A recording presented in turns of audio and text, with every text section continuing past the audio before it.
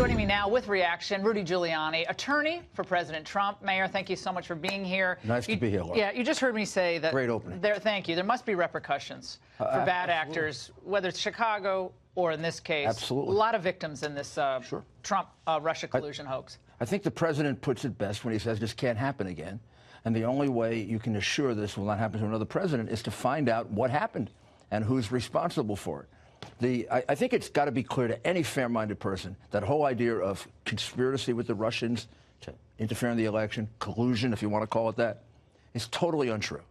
3 investigations, not a single bit of evidence. Every single witness who CNN said was a blockbuster witness totally fell apart. Jeff Zucker today, I'm going to get to this in the next segment as well, he said there are no regrets. He says we have nothing to apologize for. Maybe they don't have a conscience. They're not investigators, they're journalists. Maybe they don't have a conscience. I mean, they hyped how many blockbusters was it? Papadopoulos, Manafort. I mean, one after the other. Cohen, I mean, totally fell apart. I mean, the guy's got to be prosecuted for perjury. So, who did it? This started somewhere. It didn't come out of thin air. Somebody came up with the idea that they were going to get Manafort, they were going to get Trump, and perpetrated this hoax. And then a lot of people committed a lot of crimes in order to work it out. If you just focus on the 4 affidavits, clear perjury. Comey has to be brain dead to have thought that the Steele dossier was a legitimate intelligence document. It is a joke. Oh, no. Well, Comey actually spoke out tonight, by the way. Oh, he came out of the trees? Yeah, he's out of the redwoods. Did he make it out of the trees? Yeah, I couldn't tell the redwood from Comey. He's so tall. I couldn't tell you. All right, so here's what he said. Totally confused. These were he was looking for the emails. New comments. He said, the part that's confusing is I can't quite understand what's going on with the obstruction stuff. And I have great faith in Bob Mueller, but I just can't tell from the letter why he didn't decide the questions, when the entire rationale for this special counsel is to make sure that the politicals aren't making the key charging decision. So he's hitting his old pal Mueller there. He's not political? Well, he apparently is. He's another one saying Bill Barr. He's hitting Barr, obviously. Yeah, I'll take a look. Take a look at the affidavit, right? The affidavit puts forth the Steele dossier as a real legitimate intelligence document. Well, first of all, they don't disclose. He withholds, which I think is perjury, really. Certainly misleading the court, fraud on the court. He withholds the fact that $1.1 million was paid by the opponent of Donald Trump. So it's not an intelligence document. It's a $1.1 million campaign document. Second, the thing has in it totally absurd things like Trump was an agent of the Russian government for 10 years. And they decided 5 years ago from that date that he was going to be president. But he's around in the redwoods. He's touring the country on his book tour. Now, I'll give you another one. Why? Maybe he's the laziest guy in America, but the Steele dossier says that Michael Cohen was in Prague on a specific date. How difficult is it to call up the State Department? They didn't want to check it. Well, why not check it? Well, you're supposed to do that. So we're talking about, I think the word he made up was like gross negligence. Gross Maybe negligence. He's guilty of it, not just Hillary. This guy's got to be investigated. I mean, he's got to be investigated. Well, do you think Barr will do that? I hope so. I hope he doesn't get off because he likes to look at redwoods I mean, he perpetrated a fraud on the court, and he's either grossly negligent or he was acting deliberately. Mayor, we spoke about some denialism at the other networks. And this was Don Lemon and Chris Cuomo's reaction to your interview on CNN last night. Let's watch. Oh, Chris. Rudy Giuliani, I've known most of my life, okay? We've had plenty of nasty back and forths. We try to disagree with decency. He demanded an apology from me tonight. For asking tough questions? Look, I meant what I said. There ain't no damn apology coming. Yeah. They're taking a victory lap for not being felons. That's how low the standard is for behavior right now.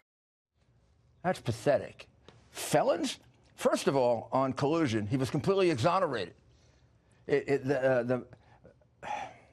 Really sad. Well, the president said the report couldn't have been better. Do you agree with that? The report couldn't have been better? I probably did 100 of those declination letters. I've never seen one stronger.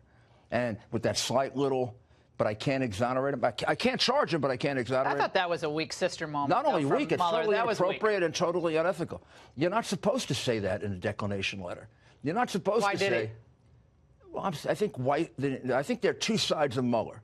There's the good guy side and the Weissman side. And I think Weissman won a few of the battles. And I do think it's pathetic that Mueller couldn't make up his mind. I actually do. He couldn't get you guys to bring the president in to sit down for questioning because why would you? Did you ever get close to sitting down with the president, sitting down with the Mueller team? We let them think we were. Because you guys strung them out for a long time, which I thought was brilliant. But I was absolutely convinced that they're a bunch of, I mean, half of them are good guys, good women. Half of them are totally unethical prosecutors. The kind of prosecutors that I would have fired in 2 minutes when I was U.S. attorney. Weissman should never go near a courtroom in his entire life. I haven't seen him. The man is horrible. By the way, ethics. They're going after Bill Barr now, former George H.W. Attorney General. What? Now Attorney General for the president, who before he talked about Trump, everyone loved Bill Barr, but now let's watch. There were two major criticisms of what Bill Barr did. One, that he inserted himself into the process when he didn't need to. And two, that he did it hastily. They hand the fragile, pure baby to a political appointee in the Attorney General with very aggressive views. And what we saw last week is why a lot of people on the other side didn't want to trust him, because they were afraid he'd do something like this. Well, first of all, there's nothing political about Bill Barr. He wasn't at the Trump victory party like Weissman was crying at Hillary's Christmas party. He didn't run the Trump Foundation like Jeannie Rhee, who worked for Mueller, ran the Clinton Foundation. That's where the political partisans were. Bill Barr is a professional law enforcement guy, professional lawyer. He happens to be Attorney General the way Michael Mukasey was Attorney General, not the political operatives like Clinton, like Obama had. So I don't get it. But in any event, that decision was also made by Rosenstein. Rosenstein started this investigation. You think he's going to sell out on an obstruction? I mean, the theory of obstruction, you'd have to give in your law degree if you bought into obstruction. When the whole investigation took place, what did he obstruct? You don't need an underlying crime, but it is an important element. As he pointed out, you don't need it. It's not critical. Very difficult to prove intent when there's no underlying crime. Why would it take weeks to get this full report instead of a matter? Because there's a whole pitfall of 6E material. 6E meaning? Meaning the grand jury material, which is a felony if you make a mistake. I mean, and if Barr made a mistake, what do you think Schumer and Pelosi and Adam Schiff, Yeah. Adam Schiff would do, right? They'd be yelling and screaming he should be prosecuted. So he's got to be very careful. Maybe he's going to go to a judge to get it released. Maybe they're going to try to excise it from it. I would like the whole thing out, Laura, because I am absolutely convinced we can answer. The president wants it out. He's not just saying that he really wants it out. Right? If you read this letter, there's no smoking gun. You can't come to the conclusion there's absolutely no evidence. But they're saying over there in the other networks that, well, there's a lot of obstruction-like behavior that is written about. There's not a single fact you don't know about their argument. But you haven't seen it, so how do you know what's in it? I know what's in it. God almighty. You don't think after all these months we don't have a pretty good idea of what's in there? Having debated it with them, talked to them about it? Are you guys preparing for, like, let's say the bizarre happens and the House of Representatives has a death wish, a political death wish, and goes down the impeachment road? Are you all ready for that now? Of course we are. Absolutely. We have a very, very long, multifaceted memo written already that we can cut and paste depending on what they. I mean, the collusion part of it probably isn't necessary now, so we can take that all out. So if they want to battle over obstruction, they're going to make fools out of themselves. How about you bring a case against Trump on obstruction? He didn't delete 30,000 emails. He didn't bust up a server. He didn't have a hammer. He didn't take a hammer to. Well, that you can infer intent, right, Rudy? I remember that in law school. You infer intent when you're smashing the stuff. You infer the intent. You know what they want to do? Their whole theory, and we had this debate with them often. They want to look in his brain and say, although he didn't do anything to obstruct the investigation, his thought must have been thinking about it.